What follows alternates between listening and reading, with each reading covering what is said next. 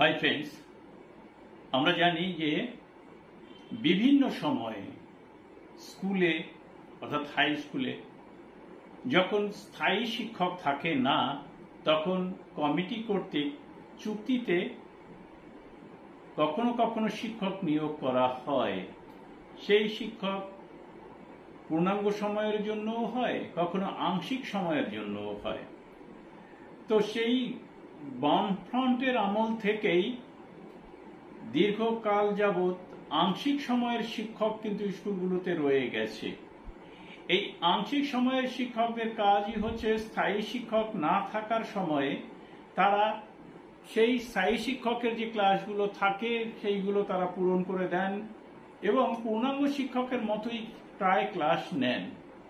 আর এই আংশিক সময়ের শিক্ষকগণ নিযুক্ত হন সম্পূর্ণ প্রায় কমিটি কর্তৃক, এবং কমিটির দ্বারাই তাদেরকে ভাতাই বলি আর বেতন বলি বা পারিশ্রমিক বলি তা দেয়া হয় 2 থেকে 4 হাজার টাকা সর্বোচ্চ। এই 2 থেকে 4 হাজার টাকা নিয়ে তারা কিন্তু দীর্ঘকাল যাবৎ স্কুলে কাজ করে চলেছেন। কাজ করে চলার পাশাপাশি তারা কিন্তু তাদের মোটামুটি একটি বেতনের দাবিতে, অর্থাৎ আংশিক নয়, চুক্তিভিত্তিক শিক্ষকের মতোই তাদের বেতনের দাবিতে তারা কিন্তু আন্দোলনও করেছেন, বিভিন্ন সময়ে আন্দোলন করেছেন। তারা ডেপুটেশন দিয়েছেন জেলায়, ব্লকে, রাজ্য স্তরে, এমনকি তারা বিভিন্ন প্রশাসনিক স্তরে তাদের ডেপুটেশন দিয়েছেন। রাস্তায় নেমেও তারা আন্দোলন করেছেন তাদের দাবি দেওয়া নিয়ে। তাদের একটিই দাবি যে তাদের বেতনটি একটু সম্মানজনক হোক। এই সম্মানজনক বেতনের কারণে তারা কিন্তু বিভিন্ন সময় আন্দোলন করেছেন, তা সত্ত্বেও তাদের কিন্তু কোনো সুরাহা হয়নি। শেষ পর্যন্ত তারা আজ 14ই জুন তারা স্থায়ীকরণের দাবিতে, এই যে আংশিক সময়ের শিক্ষক রয়েছে তাদের স্থায়ীকরণের দাবিতে মুখ্যমন্ত্রীকে গণ ইমেল করার কর্মসূচি গ্রহণ করেছে।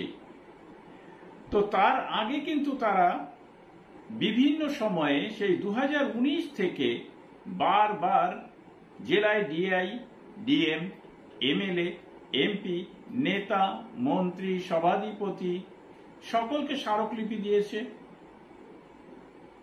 বিকাশ ভবন, নবান্ন, রাজভবন, কালীঘাটে মুখ্যমন্ত্রী এবং অভিষেক বন্দ্যোপাধ্যায়ের অফিস সকল জায়গায় তারা আবেদন করেছে, এমনকি ডেপুটেশনও দিয়েছে। মুখ্যমন্ত্রী এবং শিক্ষামন্ত্রীর ফেসবুক যে পেজ রয়েছে সেই পেজেও তারা বিভিন্ন সময়ে কমেন্ট করেছে। তারা দিদিকে বলো, এক ডাকে অভিষেক, সরাসরি মুখ্যমন্ত্রীর হেল্পলাইনে ফোন করে তাদের সমস্যার কথা জানিয়েছেন। এছাড়া তারা মাননীয় মুখ্যমন্ত্রী বিভিন্ন জেলায় জনসভা করার সময়ও তারা কিন্তু তাদের ডেপুটেশন তুলে দিয়েছেন সরাসরি মুখ্যমন্ত্রী হাতে না হলেও তাদের যে সিকিউরিটি গার্ড থাকে তাদের হাতে, কিন্তু তাদের কোনো সুরাহা হয়নি। তো সেই জন্য আংশিক সময়ের শিক্ষক সংগঠন একটি part time teachers welfare association, তাদের রাজ্য সভাপতি মাননীয় সমীর দেওঘরিয়া জানাচ্ছেন যে আমরা এত কিছু করার পরেও যখন আমাদের সমস্যার সমাধান করতে পারছি না, তাই আজ 14ই জুন 2024 সমস্ত শিক্ষক মিলে মাননীয় মুখ্যমন্ত্রীর দপ্তরে গণ ইমেল করার পরিকল্পনা গ্রহণ করেছি। তো এই গণ ইমেল করার জন্য তারা সবার কাছে আবেদন জানাচ্ছেন যে প্রত্যেকে যেন গণ ইমেল করে তাদের দাবির কথা তুলে ধরে মাননীয় মুখ্যমন্ত্রীর দপ্তরে।